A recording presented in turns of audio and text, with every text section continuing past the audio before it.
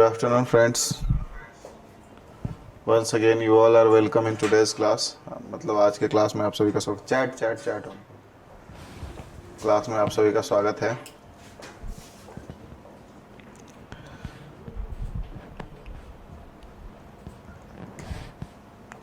So let's start, right? हम क्या पढ़ रहे थे पिछले क्लास में, क्या किए थे, कुछ याद हो अगर आप लोगों को तो. टेंस कर रहे थे, ये तो मुझे पता है, ठीक है ना. और टेंस में पास्ट एंड डेफिनेट कर लिए थे, तो आज हमको कंटिन्यू करना है पास्ट कॉन्टिन्यूअस को. ठीक है बच्चे, पास्ट कॉन्टिन्यूअस टेंस अपने लोग पढ़ेंगे. What do you mean by past continuous? देखिए इसमें क्या है कि पास्ट जो है अपना टाइम है, ठीक है. Past represents what, time. और कॉन्टिन्यूअस जो होता है ये एक्शन होता है, ठीक है ना.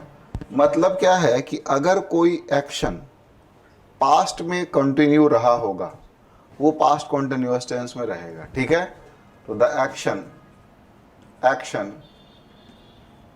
That was continue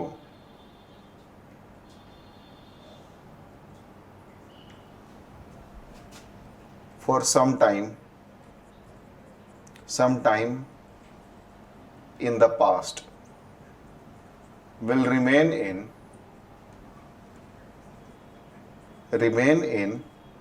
past continuous tense, ठीक है ना. ये बात ध्यान रखना है, क्या है कि कोई एक्शन जो है वो पास्ट में कभी जारी रहा होगा, ठीक है ना. तो वो एक्शन को हम पास्ट कॉन्टिन्यूअस टेंस में रिप्रेजेंट करेंगे, राइट. जैसे एग्जाम्पल है, मैं कल क्रिकेट खेल रहा था, ठीक है ना. तो हम क्या बोलेंगे, आई वॉज प्लेइंग क्रिकेट, ठीक है ना. आई वॉज प्लेइंग क्रिकेट, ठीक है. भूतकाल का बात है, ठीक है ना, आज का बात नहीं है. मैं कभी पहले भूतकाल का बात कर रहा हूं, ठीक है. तो क्रिकेट खेलने का काम कुछ समय तक चला होगा, that is why it is in past continuous, ठीक है. एक बात. दूसरा क्या है कि इसमें जो हेल्पिंग वर्ब हम यूज करते हैं पास्ट कॉन्टिन्यूअस में, वो या तो वर्ज होता है या तो वर होता है, right. Without these helping verbs we cannot express past continuous tense, right. ठीक है. ये सिंगुलर है, प्लूरल है. Is it clear? तीसरा बात क्या होता है, how to identify a sentence in past continuous. कैसे हम पता करेंगे कि कोई सेंटेंस जो है पास्ट कॉन्टिन्यूअस टेंस में है. तो इसके लिए पहला, सेंटेंसेस हैविंग क्या क्या, वॉज वर प्लस वर्ब का आईएनजी, ठीक है. दूसरा क्या है, was were plus being plus verb का थर्ड फॉर्म. ये दो बातें, राइट. तो ये दोनों अगर हम कहीं देखते हैं तो we can say that this statement is in past continuous tense. Is it clear everybody, right. ठीक है. तो चलिए एग्जाम्पल की अगर हम बात करें तो एग्जाम्पल में हम लिख सकते हैं, जैसे he is playing,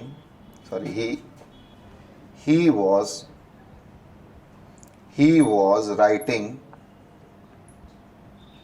a letter, ठीक है. दूसरा, इसको पैसिव में कर लेते हैं, a letter was being written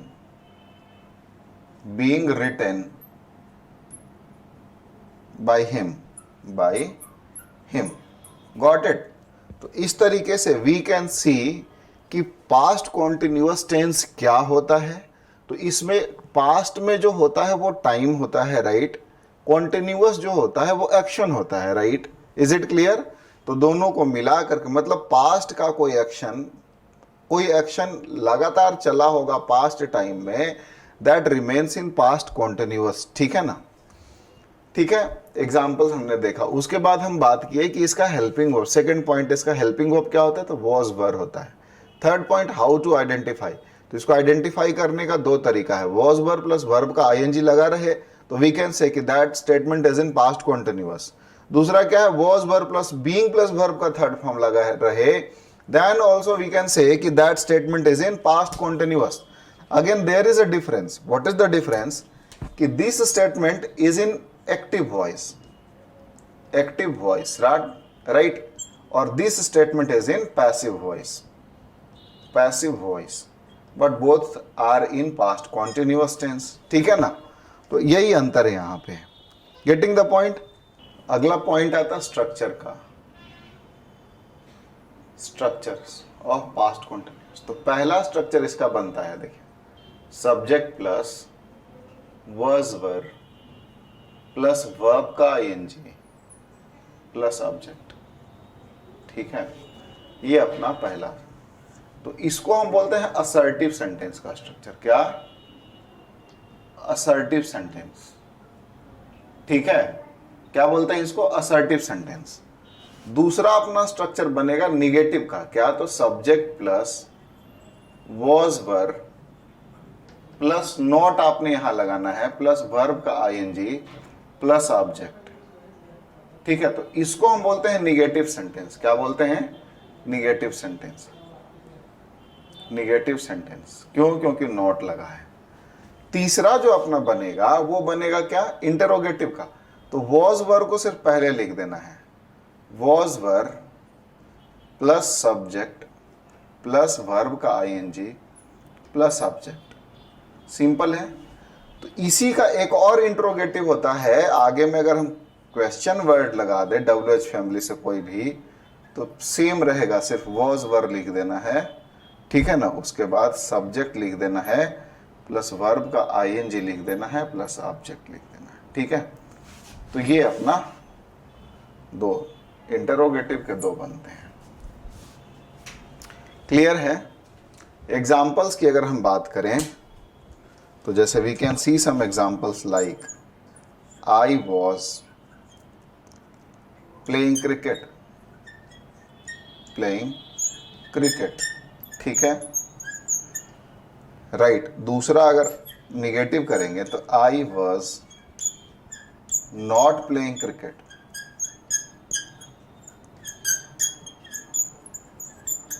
ठीक है, इंटरोगेटिव करेंगे तो क्या हो जाएगा, was I playing cricket, playing cricket। इसको फोर्थ में ले जाएंगे तो when was I playing cricket, playing cricket। ठीक है ना, तो इस तरीके से चार एग्जाम्पल्स, चार सेंटेंसेस इसके फॉर्म होते हैं। ठीक है, चलिए अब हम नेक्स्ट बात करते हैं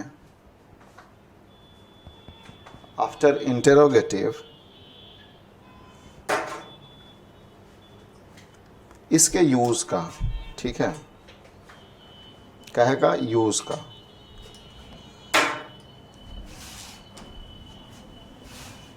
यूज का हम बात करेंगे। तो देखिए इसका यूज क्या है, जनरली एक मेन जो यूज है उसकी चर्चा हम कॉम्बिनेशन में इस्तेमाल बात करते हैं। ठीक है, इंडिपेंडेंटली इसको हम यूज नहीं करते हैं, पास्ट एंड डेफिनेट के साथ ज़्यादा यूज होता है।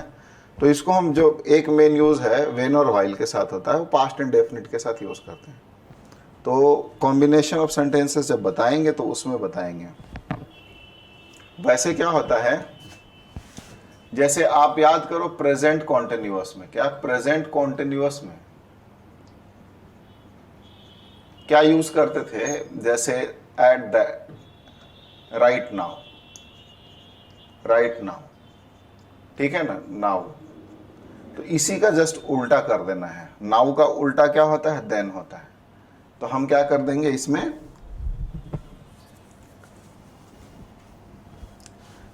कह देंगे देन।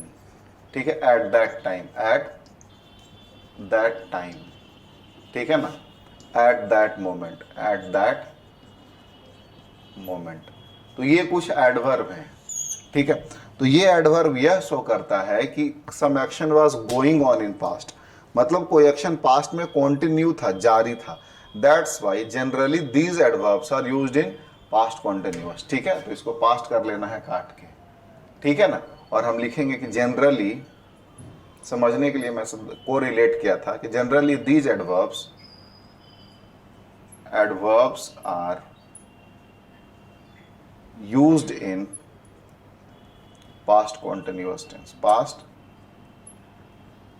continuous tense, right? समझ पाए? जैसे एग्जाम्पल की अगर बात करें, जैसे पहला है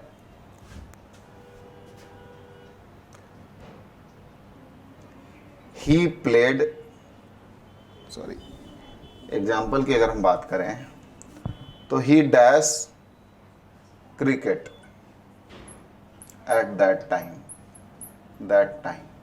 ऑप्शन में डाल दिया जाए A played, B was playing, C is playing,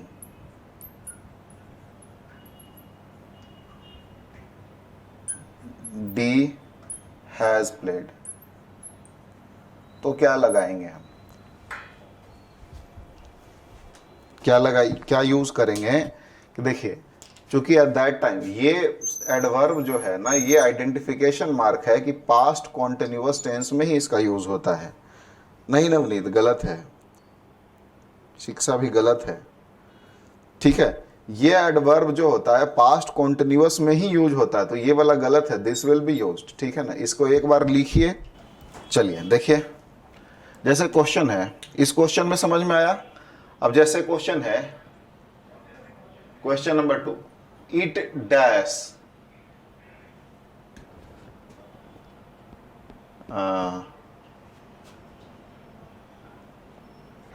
eight that moment, ठीक है। ए है रेन्ड, बी है रेनिंग, सी है वॉज रेनिंग, डी है रेन्स। अब आप क्या इसमें क्या यूज करोगे? Please answer students.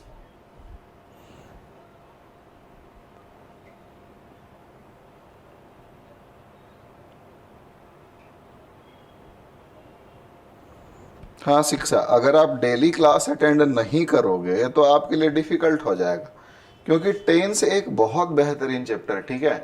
तो इसका एक सॉल्यूशन क्या है, जो रिकॉर्डेड वीडियोस हैं टेंस का, वो आप पूरा देख लेना, आपको अच्छा लगेगा, ठीक है। You will feel you have learn something, ठीक है। Not an issue. चलिए इसको यहां से, जहां से हैं जब जागा तभी सवेरा होता है। पीको गलत है बेटा, शिक्षा गलत है, नवनीत का सही है। Very good, Navneet is right here. Reason क्या है कि देखो, एक बात और समझना कि वर्ब के आईएनजी का use, it can't be used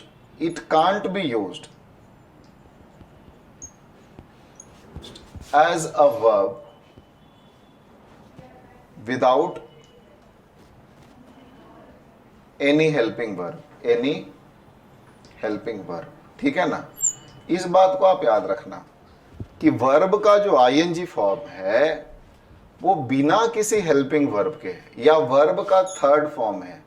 देखो, थर्ड फॉर्म चाहे आईएनजी फॉर्म बिना किसी हेल्पिंग वर्ब के यूज नहीं किया जाता है, राइट। तो दैट विल बिकम रॉन्ग। समझ पाए शिक्षा समझ पाए? यस और नो? वेरी गुड, ठीक है। तो पहली बात, यहां V2 होगा नहीं, और ये हो तो सकता, लेकिन यहां पे आईएनजी तो ये ठीक है ये, लेकिन क्या है ना कि हेल्पिंग वर्ब तो है नहीं, तो जब हेल्पिंग है ही नहीं तो फिर इसका यूज नहीं हो पाएगा। और यहां पर वॉज के साथ वर्ब का, सॉरी ये ऑप्शन गलत है, इट वॉज, हाँ सॉरी सॉरी, शिक्षा का ठीक है, अटेम्प्टेड वेल, नवनीत का भी गलत है, मेरा भी गलत है, रेनिंग होगा यहाँ पे। क्या होगा ऑप्शन, इट वॉज रेनिंग, और ये गलत है। तो हेल्पिंग वर्ब के बाद वर्ब का ING form C will be the correct answer. मतलब क्या होगा कि it was raining at that moment, उस समय बारिश हो रही थी, ठीक है ना, it was raining at that moment, मतलब उस समय बारिश हो रही थी। गॉट द पॉइंट्स, ठीक है ना। तो आप ना पास्ट टेंस में इतना बात याद रखना, ठीक है, पास्ट टेंस में ये जो बातें हमने समझाई उसको आप याद रखना, ठीक है।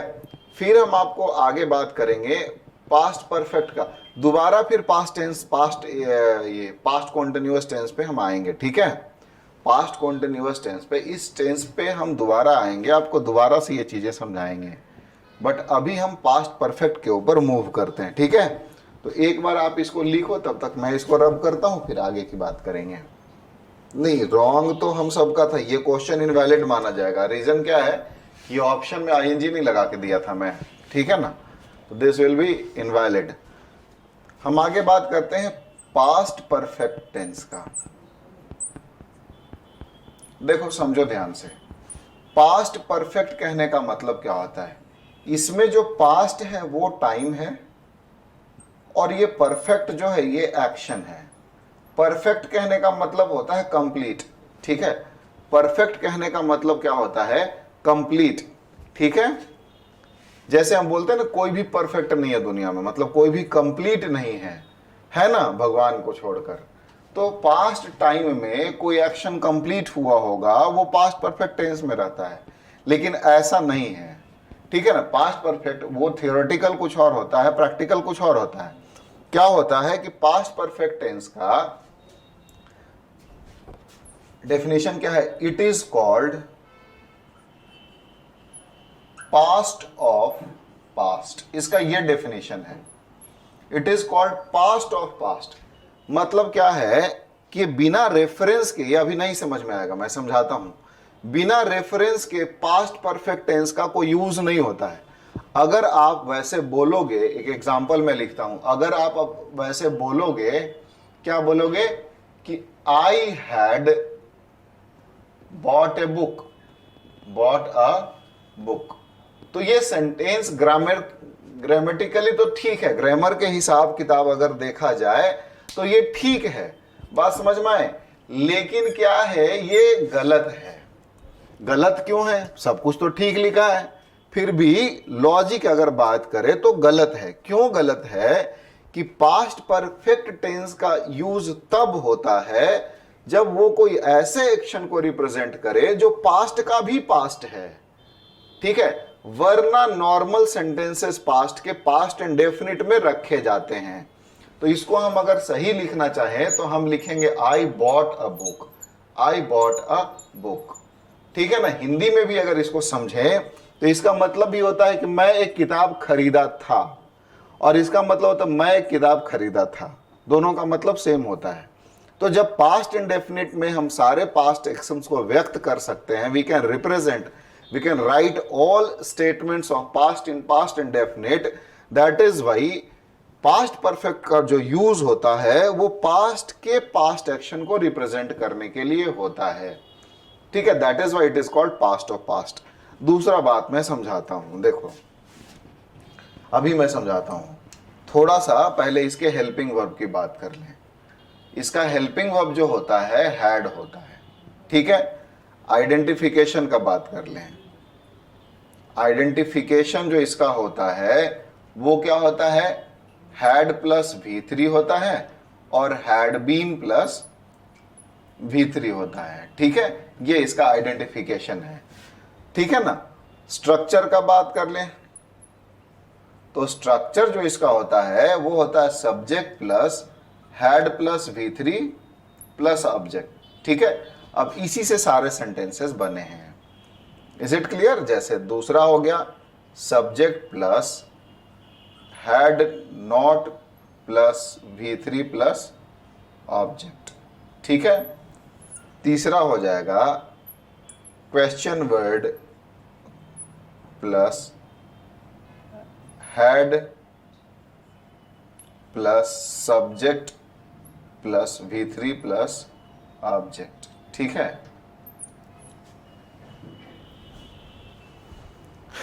बात समझ में आया? तो इसको एक बार लिख लीजिए, फिर हम आगे अभी समझाएंगे। Done, very good. अब समझो नवनीत भाई, सभी स्टूडेंट्स ध्यान से समझें। देखिए होता क्या है कि ये मान के चलो टाइम लाइन है। क्या है? पहले भी मैं समझाया था, ये टाइम लाइन है। ठीक है, ये टाइम लाइन में टाइम का जब ग्राफ होगा तो ये एक्स एक्सिस जो है वो 2 रहेगा। ठीक है, एक्स डैश एक्स डैश, और ये वाई एक्सिस है, वाई डैश और वाई। ठीक है, तो आपने ये समझना है कि ये वाला जो यहां से यहां तक प्रेजेंट को रिप्रेजेंट करता है। किस चीज को? प्रेजेंट को, क्योंकि प्रेजेंट में कई एक तरह के एक्शंस होते हैं। ठीक है, कोई कॉन्टिन्यूअस रहता है, इसलिए अगर कॉन्टिन्यूअस नहीं होता तो एक ही लाइन हम लेते हैं। बात समझ में आया? कॉन्टिन्यूअस रहता है इसलिए अपने को लेना पड़ रहा है प्रेजेंट में इतना बड़ा गैप। क्लियर है? अच्छा, ये वाला इसके इधर जितना बात होना है वो पास्ट का है, और इसके आगे जो समय आएगा वो फ्यूचर का है। ये भी क्लियर हो गया? Very good. अब मामला क्या होता है कि अगर कोई भी घटना, ध्यान से समझना, कोई भी इंसिडेंट अगर पास्ट में होता है, सपोज करो यहां पे हो गया, तो दिस विल रिमेन, चाहे कब की बात कर लो, मैं बात कर लूं 1947 का बात कर लूं, तो 1947 में टाइम से सब सपोज करो रिप्रेजेंट कर दिया, तो 1947 में कोई भी घटना घटा होगा तो this will remain in past indefinite, past indefinite, not in past perfect. चाहे आप 1700 में ही कोई घटना घटा होगा तो ये भी पास्ट इंडेफिनिट में ही रहेगा। पास्ट इंडेफिनिट, पास्ट इंडेफिनिट, कभी भी भूतकाल में कोई भी अगर घटना घटेगा that will remain in past indefinite, not in past perfect. बात समझ में आया? तो फिर पास्ट परफेक्ट का यूज कहां होता है? ये चीज मैं पहले समझाया था, अब हम बताते हैं पास्ट परफेक्ट का यूज। ठीक है, तो मैं आपको क्या समझाया कि जो पास्ट परफेक्ट टेंस का यूज होता है, डेफिनेशन इसका अभी आप पढ़ो, आप अपने लिखा है कॉपी में, पास्ट परफेक्ट का डेफिनेशन पढ़ो। क्या लिखा है आपने कि it is called past of past, it is called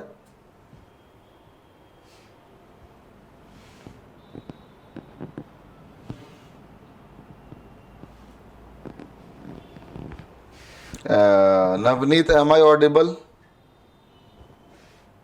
Can you hear me, Navneet? Yes or no? Yes, very good. कुछ यहाँ दिखा रहा है, that's why I thought कि देखिए अगर दो एक्शन होता है, ये सपोज करो पास्ट है और ये भी पास्ट है, तो इसके रेफरेंस में ये भूत है और इसका भूत क्या हो गया? ये हो गया। बात समझ में आया? अगर यहां पे बात करें पास्ट है और फिर इसके रेफरेंस में ये, चाहे इसके रेफरेंस में कोई एक्शन लेंगे, तो कहने का मतलब है कि पास्ट परफेक्ट टेंस का जो यूज होता है वो तब होता है जब दो एक्शन पास्ट में हो, तो जो रिसेंट वाला है वो पास्ट इंडेफिनिट में, जो ओल्ड एक्शन है वो पास्ट परफेक्ट में रहेगा। तो इसका यूज ये लिखाता है, क्या लिखाता है कि when two actions happen in past, comma, the older action remain in past perfect, and the newer one remain in past indefinite। ठीक है, अभी लिखना नहीं है, ध्यान से समझना है। ठीक है ना, अभी आपने ध्यान से समझना है, क्योंकि बहुत गूढ़ रहस्य है ये। जैसे देखिए अगर कोई सेंटेंस हम लोग लिखते हैं जो आपने बहुत वेल नोन सेंटेंसेस की हम बात करेंगे, ठीक है। यहां पे मैंने क्या आपको लिखवाया कि अगर पास्ट में दो एक्शंस हो, क्या हो, अगर पास्ट में दो एक्शंस हो तो जो ओल्डर वाला एक्शन होगा वो पास्ट इंडेफिनिट में होगा, और जो न्यूअर वाला एक्शन होगा ना वो ओल्डर वाला पास्ट परफेक्ट में होगा, और जो न्यूअर वाला होगा वो वाला पास्ट इंडेफिनिट में होगा, ठीक है ना। तो यही पास्ट परफेक्ट टेंस का यूज है। Is it clear?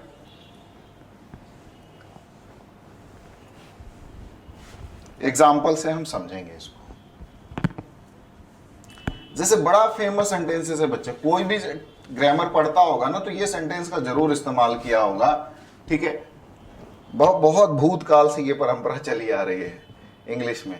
क्या है कि एक तो कि पेशेंट डाइड,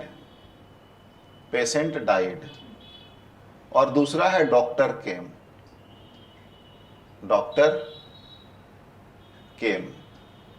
दो एक्शन हुआ, ठीक है। अब इसको कैसे हम लिखेंगे ये डिपेंड करेगा हमारे राइटिंग शैली पे। जैसे एग्जांपल मैं लिख के दिखाता हूं, the patient died after the doctor केम, पहला सेंटेंस हो गया। दूसरा सेंटेंस हो गया, the patient died before the doctor केम। अब इसमें आपको देखना पड़ेगा कि कौन सा एक्शन कैसे हो रहा है और कैसे सही करेंगे, ठीक है, वेरी इंपॉर्टेंट। तो इसमें एक बात तो हो रहा है कि पेशेंट मर गया, दूसरा काम हो रहा है तो डॉक्टर आ गया, ठीक है। इसमें भी वही है, पेशेंट मर गया डॉक्टर आ गया, लेकिन कौन काम पहले हुआ, ये सेंटेंस दोनों गलत हैं।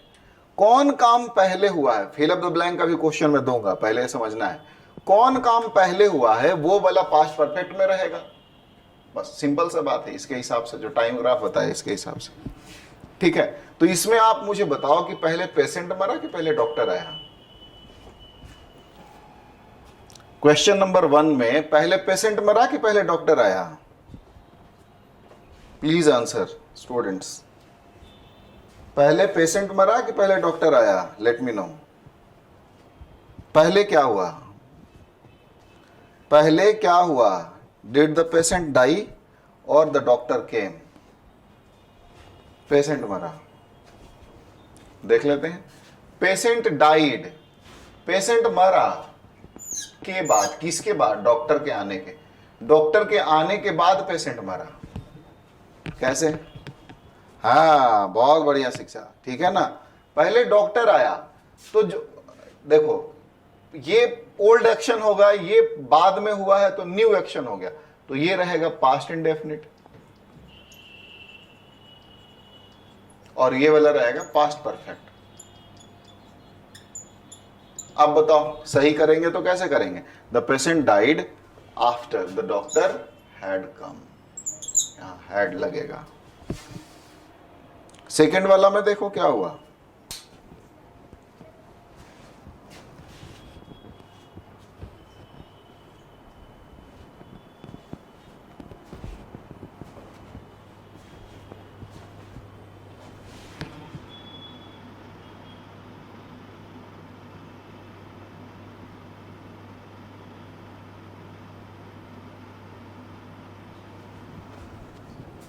सेकेंड वाला में क्या हुआ?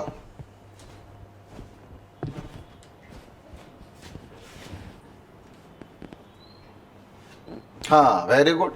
तो द पेशेंट डाइड, तो ये गलत है, क्या हो जाएगा? The patient had died before, patient मर गया था पहले, फिर डॉक्टर आया, माने डॉक्टर के आने के पहले पेशेंट मरा, तो the patient had died before the doctor केम, ठीक है। तो इस तरीके से। अच्छा, आगे का कुछ क्वेश्चंस और भी मैं आपसे पूछ लेता हूं। क्वेश्चन नंबर 3 देखना, क्वेश्चन है, the train dash the station before I reached there. A. सब आया। लेफ्ट द हम स्टेशन, कंप्यूटर भी रिकॉर्ड कर सकते हैं B. अपने local train. had left the station, C. is leaving the station, यार इस पे जाना ऑप्शन नहीं है ना, ये ना chat D. Record has left.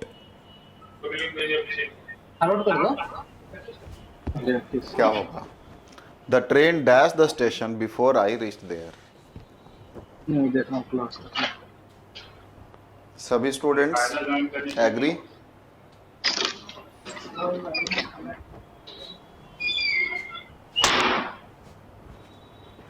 सभी स्टूडेंट्स एग्री कर रहे हैं?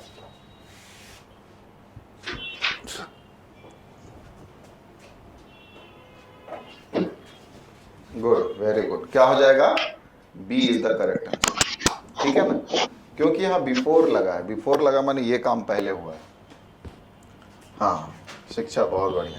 तो क्या हो जाएगा? The train had left the station before I reached there. Is it clear? बहुत बढ़िया। तो इस तरीके से आप समझ पाए कि पास्ट परफेक्ट टेंस का यूज कहाँ होता है, कैसे होता है, ठीक है ना। पास्ट परफेक्ट टेंस कभी भी अकेले नहीं होता, ये ध्यान रखना है, ठीक है।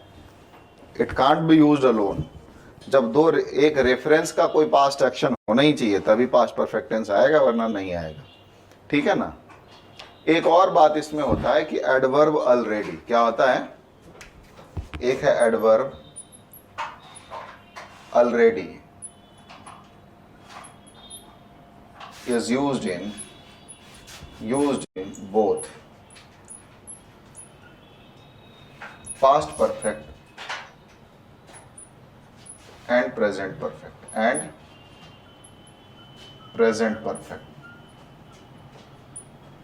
एडवर्ब ऑलरेडी का यूज दोनों में होता है, पास्ट परफेक्ट में भी होता है, प्रेजेंट। जैसे I have already bought a book, ये भी ठीक है। I had already bought a book, ये भी ठीक है, दोनों सेंटेंसेस सही हैं, ठीक है। तो एडवर्ब ऑलरेडी का अगर यूज कर दें किसी सेंटेंस में, तो जैसे मैं ये बताया था, एक सेंटेंस आपको यहाँ लिख के बताया था कि वो गलत है, तो उसमें ऑलरेडी अगर हम लगा देते तो सही हो जाता, ठीक है ना। तो इस तरीके से hope you all understood this, enjoyed the class. समझ में आया सभी को? यस और नो? Very good. तो और आगे कंटिन्यू करूं कि आज इतना ही रखा जाए? ज़्यादा तो नहीं हो रहा है? Should the class be continued or it's more than enough for today? अच्छा, ठीक है शिक्षा, ठीक है स्टूडेंट्स, आप सभी को बाय बाय, ठीक है। मिलते हैं फिर अगली क्लास में, तब तक के लिए आपको जय हिंद।